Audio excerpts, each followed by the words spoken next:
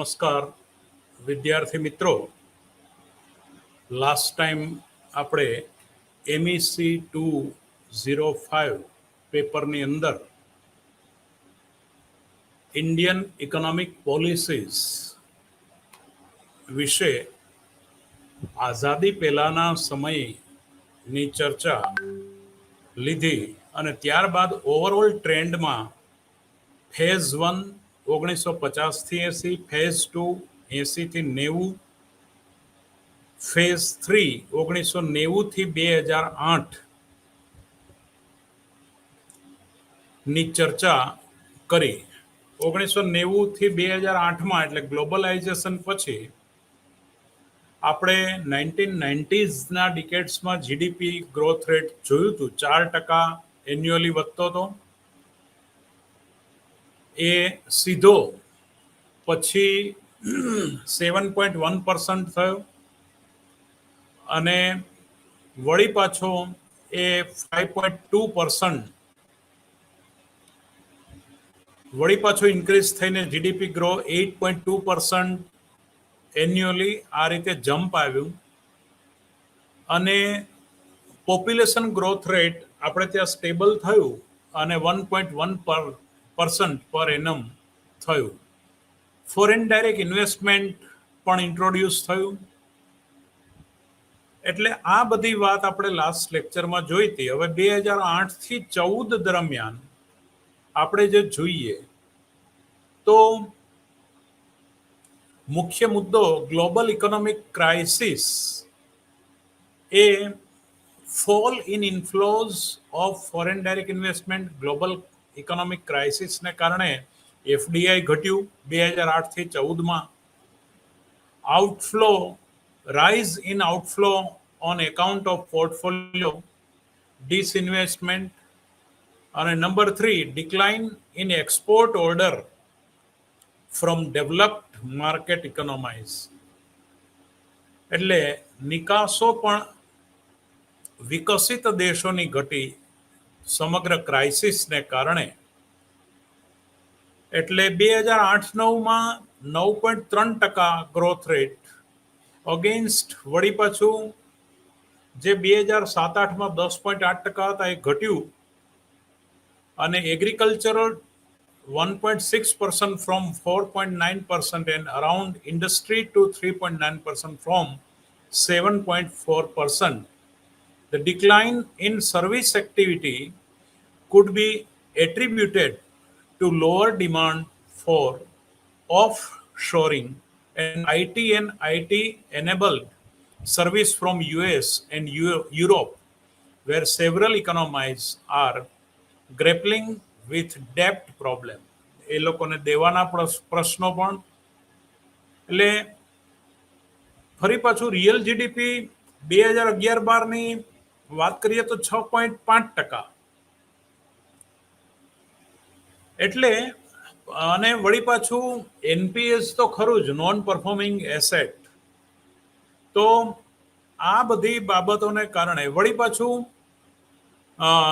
NBFCs, non-banking financial companies, એના lender, because of their limited deposit base, the difficulties in secondary market finance, એટલે કે જે manufacturing માર્કેટમાં NBFCs એક difficulty ઊભી કરી. Third, cutback in consumer credit by private bank, NBFCs and other lenders. એટલે આ લોકોએ સેકન્ડરી માર્કેટમાં, ઔદ્યોગિક ક્ષેત્રમાં અને મેન્યુફેક્ચરિંગ ક્ષેત્રમાં થોડીક તકલીફો ઊભી કરી. During slow down the shock on effect of global finance marketing freezing. એટલે એક પ્રકારનું એમાં થીજી ગયું આ global finance market. The slowdown growth rate of gross fixed capital formation, GFCC, was an area of policy concern from the point of an early return to the high GDP growth path. એટલે આ બધી વસ્તુઓ 2008થી 14માં આપણને face કરવી પડી. હવે 2014થી 19 onward એટલે કે વર્તમાન સમયમાં છેલ્લા દશકામાં જે થયું એ 14 થી 19માં એવરેજ જીડીપી ગ્રોથ રેટ 7.5% રહ્યો. અને government following the 4R approach, recognition, resolution, recapitalisation and reforms. ફરીવાર ગવર્મેન્ટ 4R ને અનુસર્યા. કયા કયા? રિકોગ્નિશન, ઓળખવું, રિઝોલ્યુશન, એનો ઉકેલ મેળવવો, રીકેપિટલાઇઝેશન, ફરીથી મૂડીકરણ કરવું, અને રિફોર્મ્સ એટલે સુધારા કરવા. આ 4R ને ગવર્મેન્ટ અનુસરે to strength bank and foster clean and responsible banking, simplification of the labor laws, bringing reforms in corporate affairs, introducing the clearances, relaxing foreign direct investment rules, easing know your customer, KYC, know your customer, KYC એટલે તમારા ગ્રાહકને ઓળખો. એ 4R ના અંડરમાં financial market આ રીતે improve, સુધારવાના પ્રયત્નો કર્યા. Non banking financial companies, housing finance companies, HFCS, NBFCs, micro small and medium enterprises, MSMEs, ઇન્ટ્રોડ્યુસિંગ of indirect tax reforms from goods and service tax. વળી પાછું આપણે જાણીએ છીએ 2017 પછી કે જીએસટી પણ આપણે એડ કર્યો, ગુડ્સ એન્ડ સર્વિસ ટેક્સ.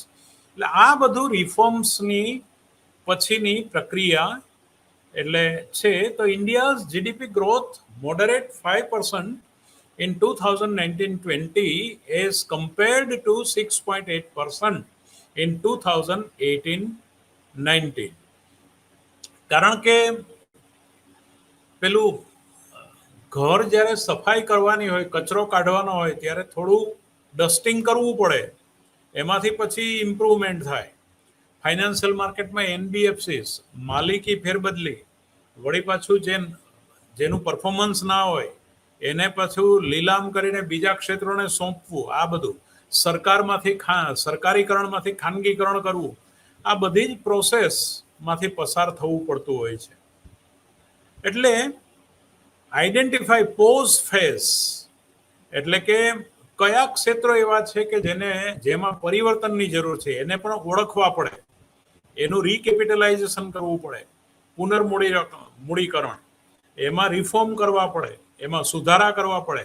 વળી પાછું આપણને ખબર છે ઇમ્પેક્ટ ઓફ COVID-19 2019-20, 18-19, એમાં આપણે વિશ્વએ COVID-19નો પણ સામનો કર્યો. એક બાજુ વિકાસની પ્રક્રિયા તો કરી, એકના લગ્ન ગીત ગવાતા હોય તો બીજું ઊભું થયું. એટલે COVID-19ની સામે વિશ્વમાં કેટલા બધા લોકો મૃત્યુ પામ્યા, અને બહુ ખરાબ રીતે આપણે પર્યાવરણ પ્રદૂષણને કારણે અને વળી બીજી તકલીફો COVID-19ને કારણે સમગ્ર માનવજાતને એ સહન કરવાનું આવ્યું.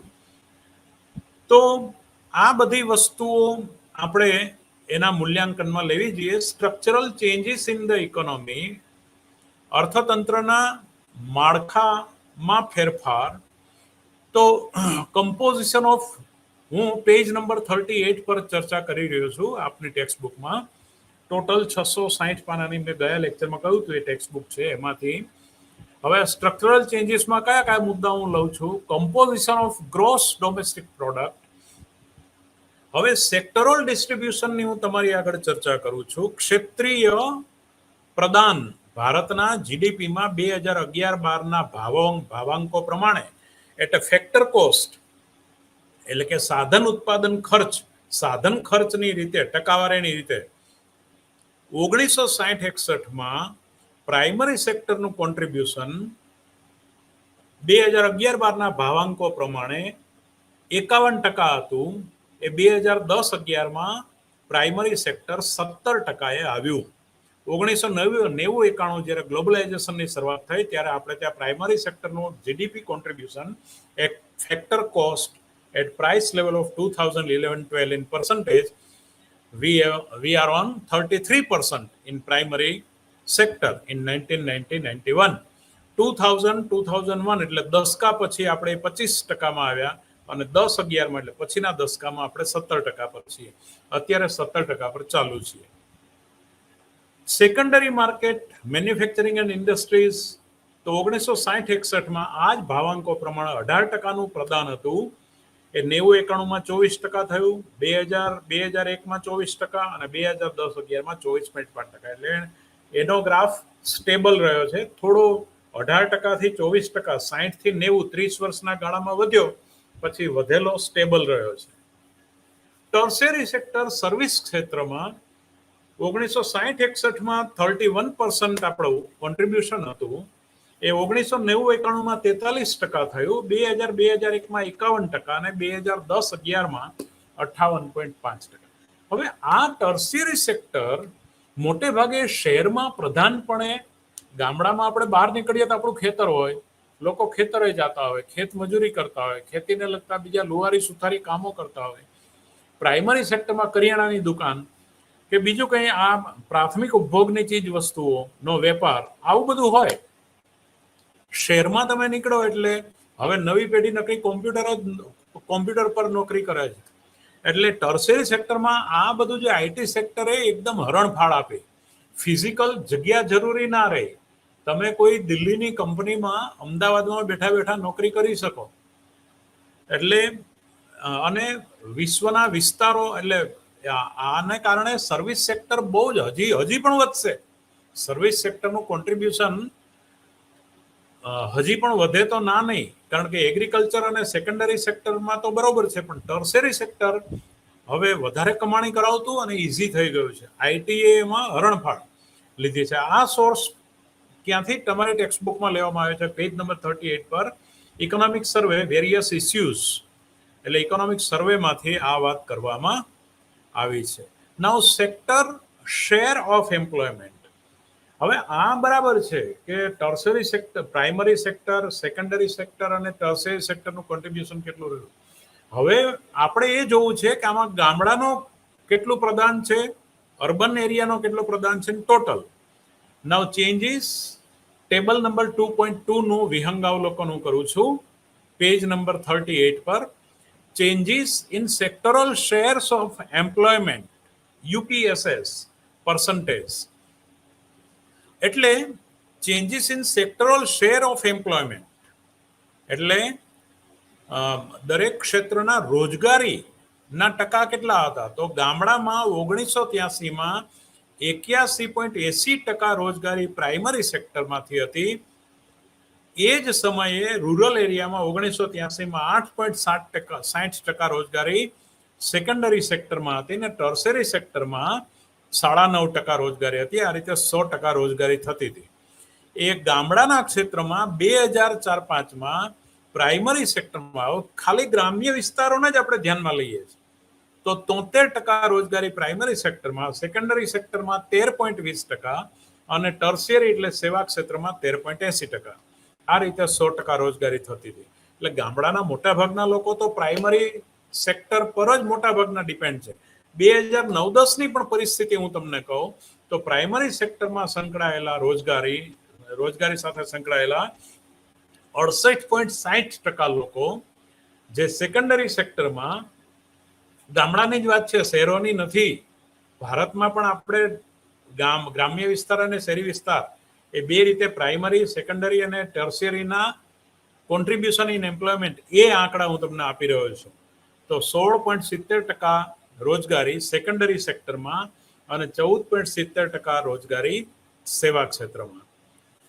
હવે અર્બન એરિયામાં 1983માં 15.60% પ્રાઇમરી સેક્ટરમાં, એટલે શહેરી ક્ષેત્રના લોકો 15.60% પ્રાઇમરી સાથે સંકળાયેલા હતા. પછી શહેરોમાં કઈ નવરંગપુરામાં કોઈને ખેતર ના હોય, શહેરોમાં કોઈને ખેતરો નથી, પણ એ કયા ધારો કે શેરડીનો રસ, પછી કરિયાણાની દુકાન અથવા અનાજ કરિયાણાનો વેપાર, પ્રાથમિક ક્ષેત્રની અમુક કામગીરી, એ રીતે એ પ્રાઇમરી સેક્ટર એ ક્ષેત્રમાં ગણાય. અથવા તો બહુ માઇનોર પ્રાઇમરી સેક્ટરમાં 15.60% લોકો જ અર્બન એરિયામાં હતા. 2004-05માં એમાં ઘટાડો થઈને 9.40% થયા પ્રાઇમરી સેક્ટર અર્બન એરિયામાં. અને 2009-10માં આજની તારીખમાં 8માંથી કદાચ 7%, 6% થયું હોય તો એ ના નહીં, 7% તો રહ્યું હશે. એટલે 8.10% જેટલું 2009-10માં પ્રાઇમરી સેક્ટરનો એમ્પ્લોયમેન્ટમાં 100 માણસો રોજગારી કરતા હોય, રોજગારી સાથે સંકળાયેલા હોય, એમાં 8.10 માણસ એ પ્રાઇમરી સેક્ટરમાં સંકળાયેલા છે. સેકન્ડરી સેક્ટરમાં અર્બન એરિયામાં 32.60% સંકળાયેલા હતા. એમાં બહુ ફેરફાર નથી થયો. મેન્યુફેક્ચરિંગ અને ઔદ્યોગિક ક્ષેત્રમાં 2004-05માં 33.30%, કોઈ કંપનીમાં નોકરી કરતા હોય. વળી ભૂતકાળમાં એસટીડીપીસીઓ, બીજું આ બધી જે સર્વિસ સેક્ટરને લગતી તમામ ક્ષેત્રો, સેકન્ડરી એટલે મેન્યુફેક્ચરિંગ ક્ષેત્રમાં, એટલે ઇન્ડસ્ટ્રીયલ સેક્ટરમાં કોઈ એમાં નોકરી કરતા હોય અથવા ઇન્ડસ્ટ્રી સાથે સંકળાયેલા 33.30%, અને 2009-10માં 33.80%. હવે ટર્સરી સેક્ટરમાં અર્બન એરિયામાં 1983માં 51.80% લોકો રોજગારીથી સંકળાયેલા હતા. 2004-05માં 57.30% અને 2009-10માં 58.10%, આમ 100% રોજગારી થતી હતી. હવે ટોટલ 1983માં પ્રાઇમરી સેક્ટરમાં 68.90% હતા. 1983માં 2004-05માં 57% પ્રાઇમરી સેક્ટરમાં સંકળાયા અને 2009-10માં 53.80%. શહેરી પ્લસ ગ્રામ્ય બંનેનો સરવાળો. સેકન્ડરી સેક્ટરમાં 1983માં 13.30%, 2004-05માં 18.20% અને 2009-10માં 20.90%. એ રીતે ટર્શરી સેક્ટરમાં 17%, 17.80% 1983માં, 2004-05માં 24.80% રોજગારીમાં ફાળો હતો. એ 2009-10માં 25.39% રોજગારીમાં ફાળો હતો. આમાં એક તમે વસ્તુ જોઈ શકશો કે રોજગારીમાં ભલે 25% ફાળો રહ્યો, પણ રાષ્ટ્રીય આવકમાં એનો 57% જેટલો ફાળો છે. બરાબર, 57 થી 59%. એ રીતે 2017-18નો પણ પ્રાઇમરી સેક્ટરનો સ્ટેટિસ્ટિકલ ડેટા આપ્યો છે.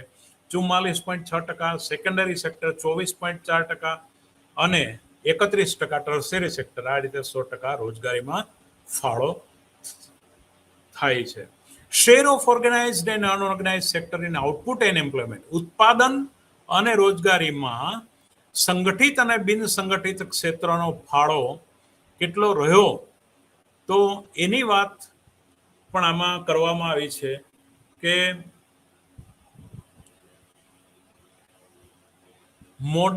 modernization and the unorganized sector continue to dominate the economy with 2/3 of the national domestic product. NDP ના 2/3 પાર્ટને અનઓર્ગેનાઇઝ સેક્ટરે કવર કરવાનો પ્રયત્ન કર્યો છે. And this is not due only the agriculture sector, માત્ર ખેતી ક્ષેત્રને કારણે નહીં. In fact, the unorganized sector is to be found not only the unincorporated and individually owned, if not also individually operated enterprise in most other sectors of industrial origin, except of course public administration and defense.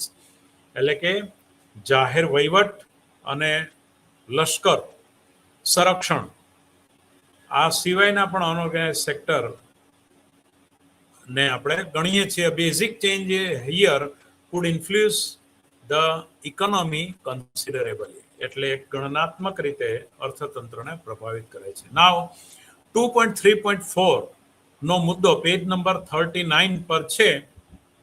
Share of rural and urban sector in output and employment. તો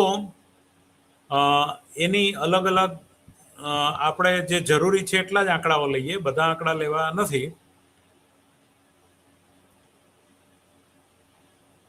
તો એમાં a classification of economy between rural and urban area is useful for a study of the organizational setup of industries, the types of activities dominating the economy system and rural and urban area, way of life living of the population and residing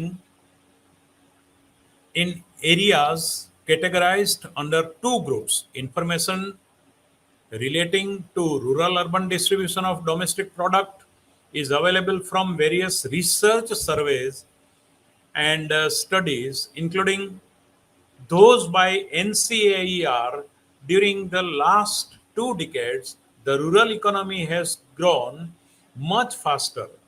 એટલે કે છેલ્લા 2 દશકામાં rural economy વધારે ગતિથી વિકાસમાં 7.5% per annum compared to urban 5.6% on the back of strong growth in the rural non-farm sector. ગ્રામ્ય બિન કૃષિ ક્ષેત્રનો જે વિકાસ થયો છે એ નોંધનીય છે અર્બન એરિયા કરતાં વધારે. એઝ અ રિઝલ્ટ વેરેઝ એટલે આમાં પણ તમે જુઓ કે દાખલા તરીકે અમદાવાદ છે તો અમદાવાદ પ્રોપર જે ગણાય એની પછી આજુબાજુના ગામડાઓમાં પણ એ બધો વિસ્તાર, દાખલા તરીકે પછી નવા બાંધકામ ક્ષેત્રોનો વધારે વિસ્તાર થાય. દાખલા તરીકે અમદાવાદની બાજુમાં બોપલ છે, જોધપુર છે, એ બધું સેટેલાઇટ એરિયામાં આવે. સિંધુ ભવન રોડથી આગળ હવે સાણંદ સુધી બધું વિસ્તાર, એટલે ગામડાને પણ એમાં પેલું ખેંચી લે. એટલે એ પ્રમાણેનો પણ વિકાસ 7.5% પર એનમ અને રૂરલ અર્બન એરિયાનો 5.6%. પછી પેલું કહેવાય છે જૂનું અમદાવાદ નવું અમદાવાદ, એવી રીતે જે ડેવલપ થયેલું આજુબાજુના ગામડાઓમાં નવું બાંધકામ ડેવલપ થાય એ વાત છે. ગ્રોથ ઇન પર capita income in rural India has been almost double compared to urban area. એટલે કે લગભગ ઘણો બધો વિકાસ આ રીતે રૂરલ એરિયાનો, એટલે એ શહેરમાં અર્બન એરિયામાં. પછી વળી પાછું તો અમદાવાદ મ્યુનિસિપાલિટીએ પોતાનો હદ વિસ્તાર વધારવો પડે. હવે એમાં પણ એ અવડાએ પોતાનું પેલું ડ્રેનેજની વ્યવસ્થા અને બીજી ઇન્ફ્રાસ્ટ્રક્ચરની વ્યવસ્થા ઊભી કરવી પડે, પછી પાણીની વ્યવસ્થા ઊભી કરવી પડે. તો another important feature is that the rural economy is no more predominantly agrarian, whereas 1970-71, 73.8% of rural GDP got generated in the farm sector. એટલે કે ફાર્મ કૃષિ ક્ષેત્રમાંથી આપણે 73.8% જીડીપીના મેળવતા હતા ગ્રામ્ય અર્થતંત્રમાં. This proportion has declined 41.6%. આ જ ગ્રામ્ય વિસ્તારનો 2010-11માં ફાળો કૃષિ ક્ષેત્રનો 73.8%માંથી 41.6% થયો. That is about 60% of rural GDP gets generated non-farm sector, અને ખાસ કરીને ટર્શરી સેક્ટર. હવે ટર્શરી સેક્ટરમાં પણ આઈટી સેક્ટર જે છે એ મેં વારંવાર કહું છું એમ હવે હરણફાળ કરી રહ્યું છે. મોર ઓવર કારણ કે માહિતીનું ટેકનોલોજી જે છે આખી એને કારણે હવે ઉત્પાદન પ્રક્રિયામાં આ મહત્વની લિંકેજ થઈ ગઈ છે સર્વિસ સેક્ટરમાં. તમે ચણાનો દાણો વાવો ને ઉગાડો એ કૃષિ ક્ષેત્રમાં, એક દાણામાંથી 50 દાણા થાય એ ખેતીવાડી ક્ષેત્રમાં. પણ એ ઉગ્યા પછી એનો ઉપભોગ કરીને બૌદ્ધિકતાથી વિચાર કરીને જે મેન્યુફેક્ચરિંગ સેક્ટરમાં સંકળાયેલા લોકો અને પછી ટર્શરી સેવા ક્ષેત્રમાં સંકળાયેલા લોકો એ વૈજ્ઞાનિક ઢબે જે આખો વિચાર કરે છે અને વૈજ્ઞાનિક ઢબે એનો વિકાસ થઈ રહ્યો, માહિતીનું આદાન પ્રદાન જે થઈ રહ્યું છે એને કારણે આ બધા તમે સ્ટેટિસ્ટિકલ ડેટા, એટલે હવે આખું એ આપણે જુદું અર્થશાસ્ત્ર ભણવું પડશે એ રીતે.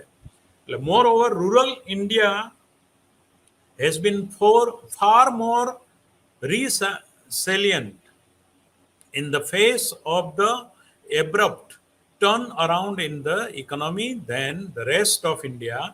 There are several reasons for this. હવે નીચે કેટલાક તમને 6 કારણો આપ્યા છે. The government is no longer spending only the program that delivered the final product to the beneficiaries, whether in the subsidies, food, electricity, or building a dam or provide irrigation water to farmer, but has added new dimension wherein એટલે સરકાર પહેલા હું આ stereotype બધું કામ કરતી હતી, ખોરાકમાં સબસિડી આપવી, ઇલેક્ટ્રિસિટીમાં ને પેલો ગેસમાં, બિલ્ડિંગ ડેમના કામ, રાહતના કામો કરવાની, એ જગ્યાએ હવે સરકારે બીજા પ્રકારના કાર્યો ચાલુ કર્યા કે જે but has added a new dimension wherein fund in transferred to the beneficiary. This in fact gives the beneficiaries the freedom to spend the money and mitigate leakages. Number 2, એટલે આ રીતે ગામડાઓમાં હવે જીડીપીમાં પરિવર્તન આવ્યો. India's agriculture has been at the receiving end of clutch a positive imperative between 2004-5 to 2011-12. MSPs were raised for common paddy by 40%, for wheat by 80%, while inflation between these two periods rose by around 24%. આ પણ એક મહત્વનું કારણ છે. The global commodities boom has ensued.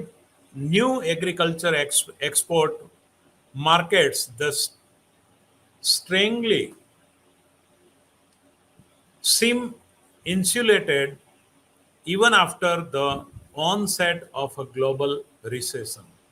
Farmers have hardly seen an increase in input cost, within the exception of higher wages for laborers in the recent past, ensuring that their surplus are maximized.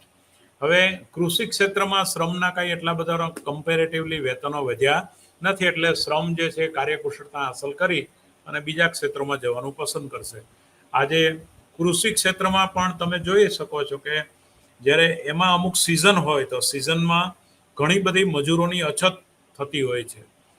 Several thousands, કારણ કે એનું bottle નેક ક્યાં છે કે અન્ન ઉત્પાદનના અનાજના એના ભાવો એટલા બધા મળે નહીં કે જેથી કરીને એ એના લેબરર્સને એટલો બધો પૈસા આપી શકે. એટલે એમાંથી જેમ મૂડીની નાસભાગ થાય એમ શ્રમની નાસભાગ થાય. Several thousands farmers across the country have benefited from the farm loan waiver scheme. એટલે share of consumption, government spending, investment in net export in GDP. એટલે કે 2.3.5 પોઈન્ટમાં શેર ઓફ કન્ઝમ્પશન, વપરાશનો વિભાગ, સરકારી ખર્ચ, મૂડીરોકાણ અને નેટ એક્સપોર્ટ એટલે નેટ નિકાસ, ચોખ્ખી નિકાસો. તો એના સ્ટેટિસ્ટિકલ ડેટાની પણ આપણે વાત અત્યારે કરીએ તો India development update report released by the World Bank 2018, the share of consumption in GDP has been consistently declining. એટલે કે વપરાશ જે જીડીપીનો 2018 વર્લ્ડ બેંકનો સર્વે એવું કહે છે કે આપણી વપરાશ ઘટી છે, પર્ટિક્યુલરલી પ્રાઇવેટ કન્ઝમ્પશન, ખાનગી વપરાશ, while share of investment and export has increased. એટલે કે મૂડીરોકાણ અને નિકાસના ભાગમાં આપણો વધારો થયો છે, while private consumption accounted for nearly 4/5 of GDP. એટલે કે 4/5 ભાગમાં આપણે 1970ની તુલનામાં વપરાશમાં 4/5 જેટલો ઘટાડો થયો. અને 2017ની વાત છે તો 3/5 એટલે 3/5 ભાગમાં આપણે આવ્યા છીએ. Despite its decline, share consumption growth between a key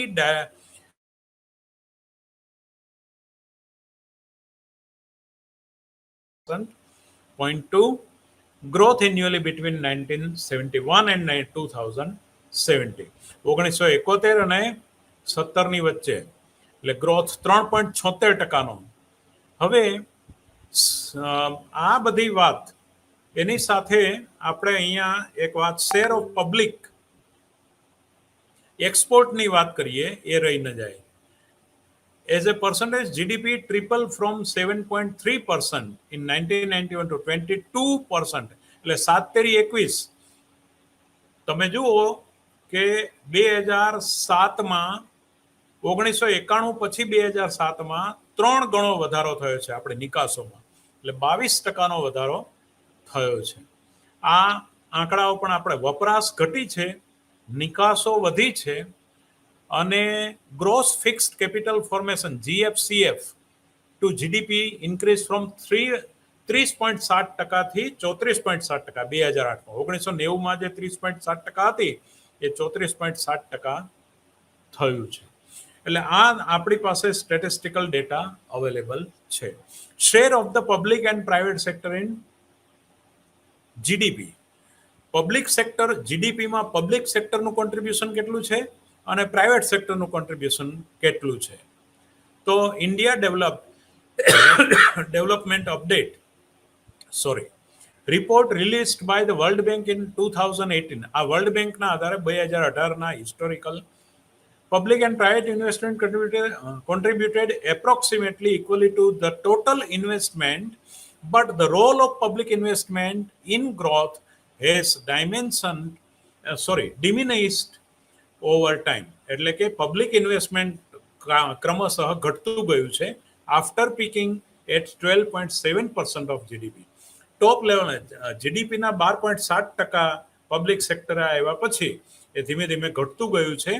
in 1986-87માં 12.7%નું જીડીપીનું ભાગ જે છે પબ્લિક ઇન્વેસ્ટમેન્ટનો હતો એ public and private investment started to diverge પબ્લિકમાંથી પછી પ્રાઇવેટમાં 1986-87 પછી આપણે એમાં ઘટાડો કર્યો છે. જીડીપીના જે 12.7% મૂડીરોકાણ પબ્લિક સેક્ટરમાં થતું હતું એ 7% કર્યું રિસેન્ટ યર્સમાં.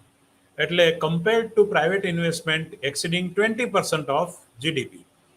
એટલે આ બધી વાતો જે છે ધ રાઇઝ ઓફ પાના નંબર 41 પર the rise of tertiary sector composition causes and prospects. આ બહુ અગત્યનો મુદ્દો છે વિદ્યાર્થી મિત્રો. એ એવું કહે છે કે OECD organise for economic cooperation and developed countries એમાં હવે ધીમે ધીમે જો 3 ગ્રુપમાં આમાં વેચે. The recent study divided the service sector into the 3 part. પહેલું group agriculture sector, manufacturing sector અને ટર્શરી સેક્ટર. આ 3ની ચર્ચા તો છે જ, પણ હવેની જે વાત હું કરું છું તો નંબર 3 જે ટર્શરી સેક્ટરમાં પણ 3 ગ્રુપમાં ટર્શરી સેક્ટરની ચર્ચા છે. આ બહુ અગત્યની વાત છે જે આ તમારા અર્થશાસ્ત્રના અભ્યાસને થોડો તમારે જુદી રીતે કરવો પડે. આમાં જો ટર્શરી સેક્ટરમાં ગ્રુપ 1માં કમ્પ્રાઇઝ ટ્રેડિશનલ સર્વિસ. જે ટ્રેડિશનલ સર્વિસ કઈ પ્રણાલિકાગત સેવાઓ, ટ્રાન્સપોર્ટેશન, વેપાર, ટ્રેડ, પબ્લિક એડમિનિસ્ટ્રેશન એટલે જાહેર વહીવટ. આ પહેલું ગ્રુપ. જે પ્રણાલિકાગત સર્વિસ સેક્ટર છે એને ગ્રુપ 1માં મૂકો છો. Group 2 include the hotels. Group 2માં આપણે કઈ સેવાઓ મૂકીએ? હોટેલો, પછી એજ્યુકેશન, શિક્ષણ, હેલ્થ એટલે કે તંદુરસ્તી, and community and social service એટલે કે સામાજિક સેવાઓ ને આપણે અને સંગઠનની સેવાઓ એને આપણે ગ્રુપ 2માં મૂકીએ. ફરીવાર ગ્રુપ 1માં કેવા service sector? Trade, transport, public administration અને ડિફેન્સ. ગ્રુપ 2માં કેવા service sector? Hotel, education, social service. Group 3 is modern service sector, આધુનિક સેવા ક્ષેત્ર. પેલા તમારી જેવા નવયુવાનો જે બધા કોમ્પ્યુટર પર જ કામ કરે આઈટી સેક્ટર એ પણ સેવા ક્ષેત્રનું ગ્રુપ 3માં આપણે લઈએ છીએ. ઇન્ક્લુડિંગ ફાઇનાન્શિયલ સર્વિસીસ એટલે કે નાણાકીય સેવાઓ,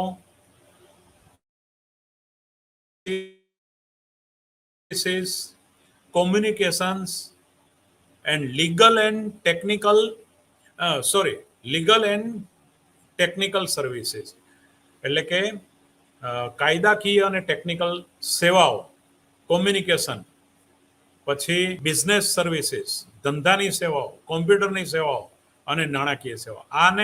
આ સર્વિસ સેક્ટરને ગ્રુપ 3માં એટલે group 1 traditional, group 2 education, health, community and social service અને ગ્રુપ 3 બધું જ finance, computer, business, communication, legal and technical. The share of group 1 activities has stagnated એટલે કે પછી ધીમે ધીમે સ્થિર થયું. જો ગ્રુપ 1 સેવા ક્ષેત્રમાં which is in accordance with the trend in the OECD organized for economic cooperative and developed countries. The rise in share of group 2 group 2ની જે સર્વિસ સેક્ટર છે એમાં વધારો થયો, રાઇઝ થયો. rise with the trend. But what is unusual is the rapid rise. એટલે સેવા ક્ષેત્રમાં group 3 finance છે. પેલા લોન લેવી હોય તો આપણે કેટલો ટાઈમ આપણી અરજી પેન્ડિંગ રહે, વળી પાછું લોન મંજૂર થાય એટલે આપણે પાર્ટી આપીએ, એટલું બધું અગત્યની વસ્તુ હતી. બરાબર, કોકને નવી ફેક્ટરી નાખવી, નવો ધંધો કરવો, અત્યારે તમને દીમાં 3 વાર ફોન આવે, ભાઈ લોન જોઈએ છે એમ. એટલે ગ્રુપ 3 ફાઇનાન્શિયલ સર્વિસીસ, ત્યાર પછી કોમ્પ્યુટર સર્વિસીસ, પછી બિઝનેસ સર્વિસીસ, કોમ્યુનિકેશન.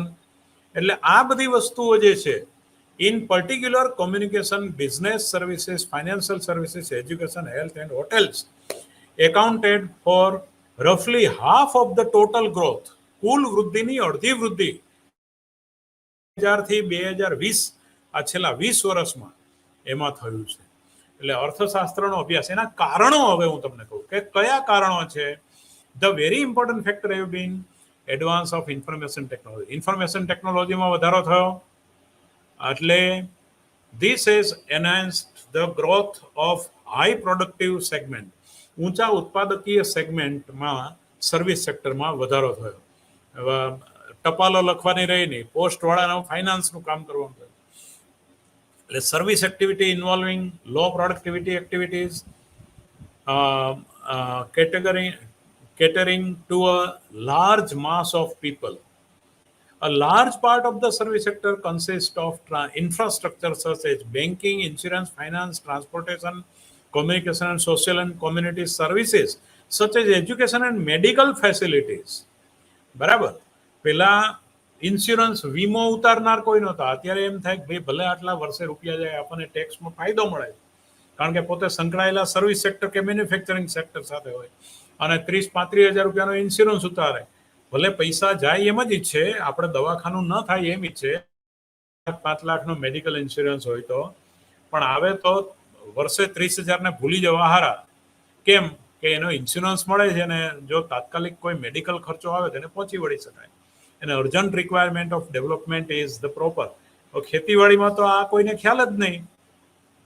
અને અર્જન્ટ એટલે તમે જુઓ સિનિયર સિટીઝન ઘણા અત્યારે, એટલે જે ઇન્સ્યોરન્સ કંપની હોય એનો ઇન્સ્યોરન્સ ના આપે અત્યારે. એટલે સરકારે પેલું કયું એને કાર્ડ કહેવાય છે, એ 5 લાખ સુધીની સારવાર થાય છે, એટલે સિવિલ હોસ્પિટલમાં. એટલે એ પ્રમાણે માનવ હિત, માનવ કલ્યાણ માટે એણે ચાલુ કર્યું સરકારે. એટલે સિનિયર સિટીઝનો પણ ટ્રીટમેન્ટથી વંચિત ના રહી જાય. An urgent requirement of development is proper expansion of infrastructure to cater to the needs of other service sector of economy and expansion of social and community services for well-being of the people. Public service, ત્યાર પછી public service grow more rapidly where national governments have significant role in planning and production in the economy as a whole. વિદ્યાર્થી મિત્રો, આપણી પાસે હવે 20 minute છે. મારે હજી ઘણું બધું આગળ તમને વાત કરવી છે, એટલે આમાં ઝડપથી આપણે આગળ વધી. Tourism is becoming more and more international as knowledge is Bing spread. એટલે હવે ટુરિઝમ પણ વધવા માંડ્યું. બરાબર, મોડર્ન ટેકનોલોજી ઇઝ મેડ. પહેલા આપણે નવા કપડા સીવડાવીએ અને પતરાની બેગમાં ભરીએ અને એનો કાટ ન લાગી જાય ત્યાં સુધી નવું કપડું પહેરવા કાઢતા નહીં. અને જૂના હોય તો 4 દિવસ બેગ ભરતા. આજે અમદાવાદથી દિલ્હી જવું એટલે કોઈ બહુ મોટી વસ્તુ નથી. લોકો હવે સારા માણસો, ઉચ્ચ વર્ગના લોકો વર્ષમાં 1 વખત 2 વખત અમેરિકા ફરવા જાય છે. એટલે આ બધું ટુરિઝમ વધતું જાય છે. જેમ આવકો વધતી જાય, સર્વિસ સેક્ટર વધતું જાય, ટાઈપ્સ ઓફ સર્વિસીસ હોતી है. With the increasing complexities of modern industrial organisation, manufacturing industries have become services oriented. This has been reflected in the increasing function of accounting, finance, legal services, advertisement, marketing, public relations etcetera. એટલે આ બધામાં વધારો થયો. Another factor, export of India's service sector, and important contribution has been made by the IT sector. IT સેક્ટરને કારણે આપણો નિકાસમાં ઘણો બધો વધારો થયો. India as a ASEAN, the 10 members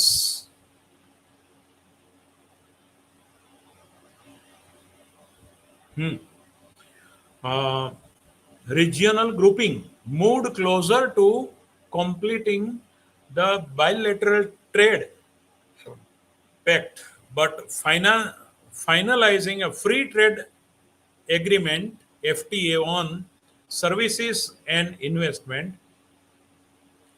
So, the pact will enable free movement of professional from the such a doctor, engineer, architect, and management consultant across the ASEAN, Asian market.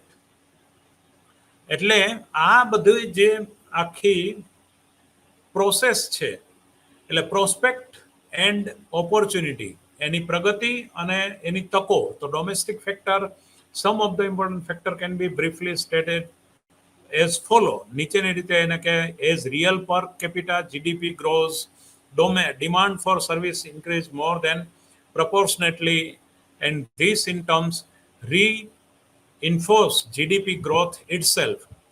વળી પાછું within the service sector, demand and produce government services which constitute mainly immediately consumption have strong multiplier impact on GDP. એટલે આ બધાને કારણે service sector, international factors પણ, some of the recent global development which provide opportunities for substantial growth. તો progress in IT, તમને અમેરિકાની કંપનીમાંથી પણ તમને નોકરી કરવા જવું હોય તો ત્યાંથી પણ ઓફર આવે, એટલે તમે ઇન્ડિયામાંથી અમેરિકા જાઓ. ઇન્ટરનેશનલ ફેક્ટર, હવે એલપીજીને કારણે બધું ઉઘડી ગયા દરવાજા, એટલે ત્યાં પણ તમારે માટે ઇઝી રહે.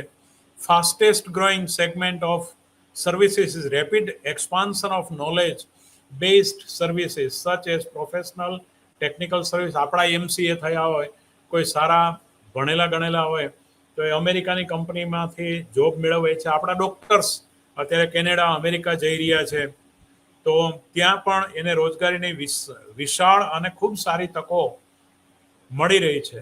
Progress in IT making in increasingly possible to unbundle the production and consumption information intensive service activities. Unlike the most world prices of transport and communication services have fallen dramatically.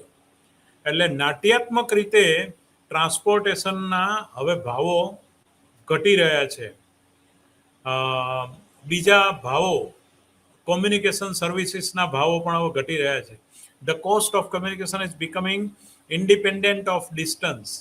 એટલે કે તમે હવે America પણ વાત કરી શકો ને, distance રહ્યું નથી હવે. એટલે વોટ્સઅપ કોલિંગથી તમે હવે જે પેલા તમારે એસટીડી પીસીઓમાંથી જે પેલા ખૂબ અઘરી બાબત હતી એ હવે બહુ સહેલું થઈ ગયું છે. India does not necessarily have to be a low cost producer of certain types of goods, computer or disk, before it can become an efficient supplier of service embodies in them. Suppose software or music. It is possible now to provide value-added services without waiting to catch up. The technology for production of sophisticated equipment or products. એટલે હવે આ પણ આપણે પણ હવે બનાવી શકીએ છીએ. અને આ બધી વસ્તુઓ જે છે, as result of the above all this reasons, the sources of comparative advantages of nation, જે તુલનાત્મક લાભો જે છે રાષ્ટ્રો વચ્ચેના, what they were 50 or even 20 years ago, 50 કે 20 વર્ષ પહેલાના જે હતા, એ હવે ધીમે ધીમે ધીમે ધીમે પેલે ઊંચા દબાણવાળા પાણી તરફથી નીચા દબાણવાળા પાણી તરફ વહે છે. એટલે બંનેના લેવલ સરખા આવે છે.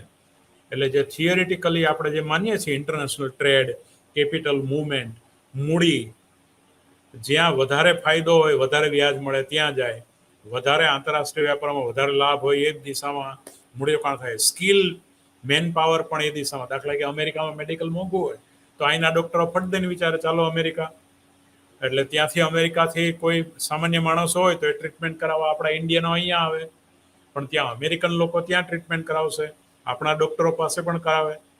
એટલે આ બધી વસ્તુઓને કારણે લાભની વહેંચણી થઈ છે. એટલે કે હવે લિમિટેશન્સ, એની કેટલીક મર્યાદાઓ પણ છે. બધું ઉજળું એટલું દૂધ એમ ના પણ હોય. However, the services sector as a present suffers from low productivity. અત્યારે સેવા ક્ષેત્ર નીચી ઉત્પાદકતાથી સહન કરી રહ્યું છે. Quality in spite of ફેરલી large investment in technology. ઘણું બધું મૂડીરોકાણ કરો ટેકનોલોજીમાં ત્યારે તમને એમાં વળતર થોડું મળે, કારણ કે સર્વિસ સેક્ટર વધ્યું છે. આપણે નહીં ઘણા કે ભાઈ આટલું બધું આમ ભણ્યા પછી આટલું આમ કર્યું આટલું કરો ત્યાર પછી તમને 5% વળતર મળે, 10% વળતર મળે એમ. એટલે આ ભાષા એ બીજી કઈ નથી, આજે અંગ્રેજીમાં અત્યારે વાત કરી એ જ છે. Number of services where India enjoy comparative advantages experience lack of clear policy thrust. A number of services in India are either predominantly associated with government or are not liberalized enough to ensure growth through organized private initiative. Services like professional, legal, postal, accountancy and insurance need further improve this. એટલે આમાં પણ હજી આપણે service સેક્ટરમાં પણ હજી ઇમ્પ્રુવમેન્ટની જરૂર છે. Economic and social position of workers in the service sector will steadily go down. એ સ્થિરતાપૂર્વક રીતે નીચી જઈ રહી છે આર્થિક અને સામાજિક position of workers. Since real income cannot be higher than productivity for any extended length of time. This means economic stagnation and consequent social tensions. એટલે આને કારણે સામાજિક સ્ટ્રેસ વધ્યો છે. The workers in this sector will use their numerical strength to get wages higher than their economic contribution justify. એટલે આ તો આપણે સૈદ્ધાંતિક રીતે એની સીમાંત ઉત્પાદકતા કરતા જો સેવા ક્ષેત્રમાં શ્રમને ઓછું વળતર મળતું હોય તો એ શ્રમનું શોષણ કહેવાય. તો આ અનએમ્પ્લોયમેન્ટને પણ વધારનારું છે. એટલે need for the integrated policy, આપણે હવે બંનેની સંયુક્ત નીતિની જરૂર છે કે GDP, the contribution of the service sector to the Indian economy has been manifold 57% share of the GDP, growing by 10% annually. 10% વાર્ષિક વધારા સાથે 57% પર આપણે અત્યારે ઊભા છીએ સર્વિસ સેક્ટરમાં, જીડીપીના 57%. તો કોન્ટ્રીબ્યુટિંગ two about a quarter of total employment, accounting for a high share of FDI inflows and over 1/3 of total export. એટલે કે એમાં જે એફડીઆઈ ફોરેન ડાયરેક્ટ ઇન્વેસ્ટમેન્ટનું ઇન્ફ્લોઝ જે છે એ અને 1/3 ઓફ ટોટલ એક્સપોર્ટ, એટલે કે કુલ નિકાસોના 1/3, and recording very fast export growth to make service led growth more widespread and sustainable. એ જે ગ્રોથ થઈ રહ્યો છે એનો વિસ્તાર વધારે હોવો જોઈએ અને સસ્ટેનેબલ સ્થિર હોવો જોઈએ, જે નથી. આપણે ત્યાં એની અંદર આંચકાઓ આવી રહ્યા છે, એટલે એ એની લો ક્વોલિટી બતાવે છે. એટલે એ હવે આપણે ઇન્ટિગ્રેટેડ પોલિસીની જરૂર છે, એફડીઆઈ, જીડીપી.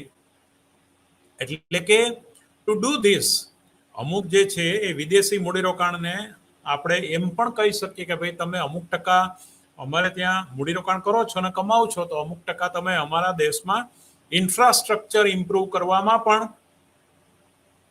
અમુક ફંડનો તમે ઉપયોગ કરો. કારણ કે તમે આપણે એકચ્યુઅલી આનો લોજિક શું છે કે આપણે જ્યાંથી કમાઈએ છીએ ત્યાં આપણે થોડી ઇન્ફ્રાસ્ટ્રક્ચર ઊભું કરીએ. તો એગ્રીકલ્ચર ઇન્ડસ્ટ્રીયલ પોલિસી, એટલે આમાં પણ આપણે થોડું એ કરી શકાય. Reforms in services in India have evolved in an ad hoc manner rather than as part of an overall strategy. એટલે આ બધી જ consequently the depth and pace of reform lack uniformity across sector.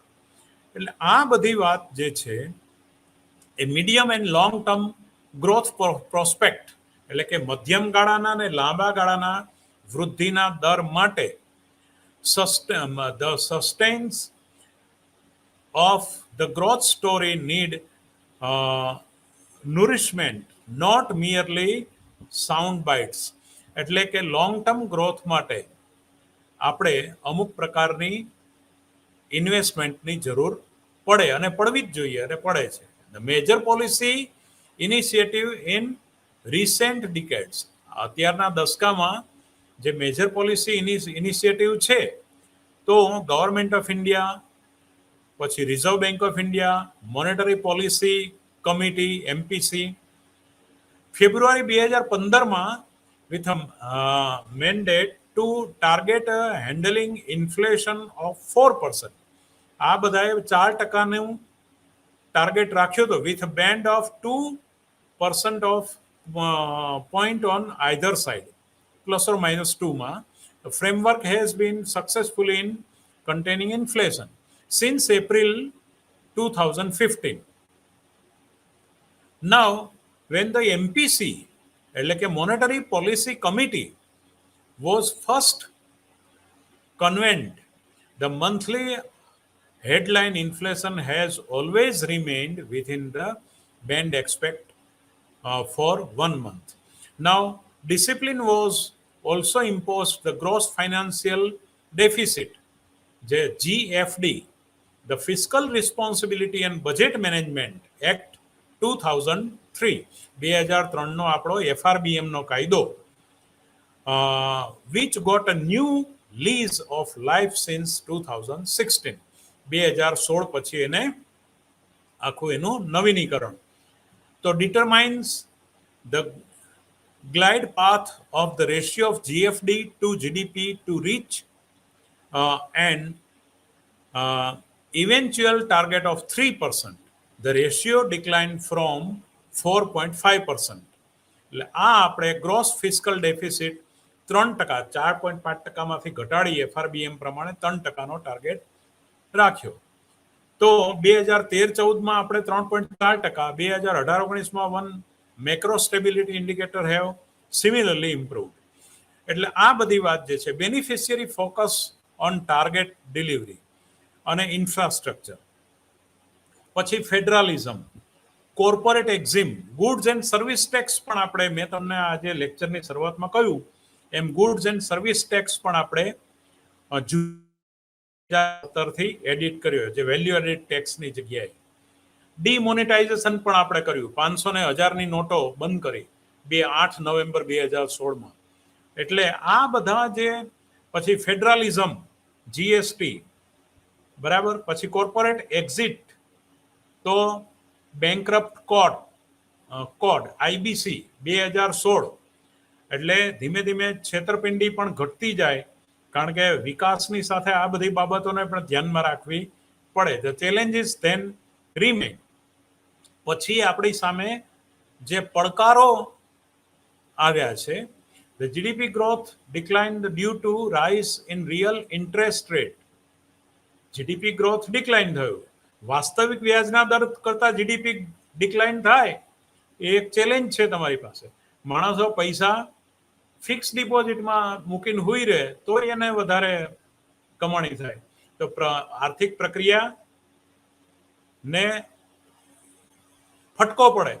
Non farm employment opportunities, તો more than 70% rural poor depends on agriculture either as, અનાજ ઉગાડનારો લાચાર બને અને cultivators or agriculture labours beside the livestock remains. એટલે આ બધા challenges છે આ વિકાસના. Demographic transition and divided. પછી અર્બનાઇઝેશન, નવી વસ્તી જે શહેરીકરણ થઈ રહ્યું છે. પોવર્ટી એન્ડ ઇનઇક્વાલિટી, ગરીબાઈ અને અસમાનતા. એન્વાયરમેન્ટલ એન્ડ ક્લાઇમેટ ચેન્જીસ, પર્યાવરણ બદલે છે, COVID-19 એનું ઉદાહરણ છે. ઇન્ફ્રાસ્ટ્રક્ચર, એ વળી પાછું વિકાસની સાથે આપણે ઇન્ફ્રાસ્ટ્રક્ચર પણ ડેવલપ કરવું પડે છે. એટલે વિદ્યાર્થી મિત્રો, આટલું આપણે યુનિટ 2 ની અંદર ચર્ચા કર્યા પછી હવે ડેમોગ્રાફિકલી ટ્રાન્ઝિશન એન્ડ ઇટ્સ ઇમ્પ્લિકેશન 1:15 થઈ છે. છેલ્લી 5 મિનિટ હું આ યુનિટ 3 ની પણ ચર્ચા તમારી સામે મૂકી દઈશ. The theory of demographic transition.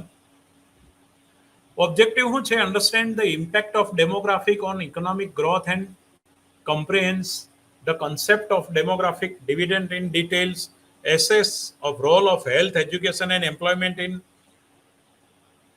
harnessing and demographic window of opportunity, recognize the constraint that એટલે એના બાધકો જે છે nation face the harnessing the benefits of the demographic dividend, know the demographic profile of India, analyze how the population growth affect the economic development.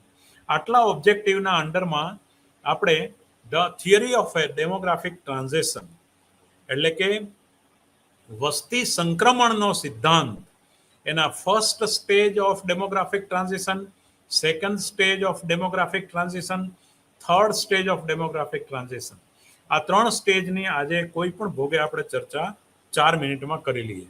તો first stage, in the stage of death rate and high due to absence of effective medical aid, બરાબર, death rate પણ ઊંચો હોય, birth rate પણ ઊંચો હોય, medical facility ઓછી હોય, દેશી માન્યતાઓ પણ હોય, અર્લી એજ ઓફ મેરેજ એટલે ફર્ટિલિટી ફેમિલી પ્લાનિંગનો અભાવ હોય, આ બધાના કારણે first stage of demographic transition, જન્મદર અને મૃત્યુદર બંને ઊંચા. Second stage of demographic transition એટલે કે આ જે છે વિથ ઇકોનોમિક ડેવલપમેન્ટ, આર્થિક વિકાસને કારણે મેડિકલ ટ્રીટમેન્ટ વધે, લોકો જાગૃત થાય, એને કારણે જન્મદર ઘટે, એના કરતાં મૃત્યુદર વધારે ઘટે. એટલે raises life expectancy from under 40 years, 40 વર્ષની જીવનની અપેક્ષાની જગ્યાએ 60 વર્ષની થઈ. However, the decline the death rate is not immediately accompanied by the decline the fertility. જે નાની ઉંમરના લગ્ન થવાને કારણે જે પ્રજનન ગાળો મોટો હોય એટલે એને વસ્તી વૃદ્ધિના દર કરતા મૃત્યુ દર ધીમો હોય અને એને કારણે સરવાળે વસ્તી વૃદ્ધિનો દર વધારે હોય. In this stage of demographic transition with declining the death rate, birth rate does not fall correspondingly. Third stage of demographic transition, the force and influences of modernization, including increase in female work participation rate and એટલે કે સ્ત્રી કામદારોની સંખ્યા વધવાને કારણે હવે પછી જન્મદર ઘટતો જાય છે. કારણ કે બાળક, કોઈ પણ નોકરી કરતી સ્ત્રીને 4-5 બાળક પોસાય નહીં, 2 બાળક પણ પોસાય નહીં, કારણ કે એને મોટા કરવા ઉછેરવાનો પ્રશ્ન પહેલો આવે. અને જે ન્યુક્લિયર ફેમિલી, જે સંયુક્ત કુટુંબ હવે વિભક્ત કુટુંબમાં પરિવર્તન થાય છે. એટલે ઇકોનોમિક ડેવલપમેન્ટના કારણે fertility rate to decline so that the falling birth rate eventually converge with the death rate, leaving little or no population growth. એટલે અહીંયા વસ્તી વૃદ્ધિ વધતી નથી, મૃત્યુદર ઓછો થાય છે, એની સાથે જન્મદર પણ નીચો જાય છે. Now the demographic profile of India, ભારતની ડેમોગ્રાફિક પ્રોફાઇલમાં હું તમારી સામે ફેઝ 1 અને ફેઝ 2. ફેઝ 1 આપણો જે હતો 1891 થી 1921, જે આપણે જન્મદર ને મૃત્યુદર બંને ઊંચો. 1891માં population grew from 236 million in 1891 to 251 million 1921. 1951માં 251 મિલિયન થયા, જે 1891માં 236 મિલિયન હતા. એટલે કે first phase of 30-year India's population grew. Now high birth rate was neutralized by high death rate that ensured the population growth was stable during એટલે કે એ વખતે મેડિકલ ટ્રીટમેન્ટ પણ નહીં, એટલે મૃત્યુદર પણ વધારે. એટલે population increase by 15 million only. આટલી બધી વસ્તી વધવા છતાં પણ 15 મિલિયન જ વધ્યા. વોઝ એટલે 0.19% પર યર વસ્તી વૃદ્ધિનો દર થયો. આ આપણો ફર્સ્ટ ફેઝ હતો. સેકન્ડ ફેઝ 1951 થી 21માં આપણો જે વસ્તી વૃદ્ધિ દર જે છે એ વધ્યો. 1951માં 251 મિલિયન થી 1951માં 361 મિલિયન થયા. એટલે કે 1.22% પર એનમ દર વર્ષે 1.22% દરે વસ્તી વૃદ્ધિ થઈ. એટલે વિદ્યાર્થી મિત્રો, આ ફેઝ 2 આપણો હતો. અને ફેઝ 3માં 1951 થી 1981માં 361 મિલિયન 1951માં હતા, એ 81માં 683 મિલિયન, એટલે કે 1.22% પર એનમ પોપ્યુલેશન ગ્રોથ રેટ થયો. Growth of population in India 2008 સુધીની વાત આપણે તમારા પેજ નંબર 57 પર આપેલી છે. પણ વિદ્યાર્થી મિત્રો, અત્યારે સમયના અભાવે આપણે લઈ શકીશું નહીં. અત્યાર સુધીના મુદ્દાઓને મેં ન્યાય આપવા પ્રયત્ન કર્યો છે. છતાં પણ કંઈ ત્રુટિ રહી ગઈ હોય તો ક્ષમ્ય ગણશો. Thank you.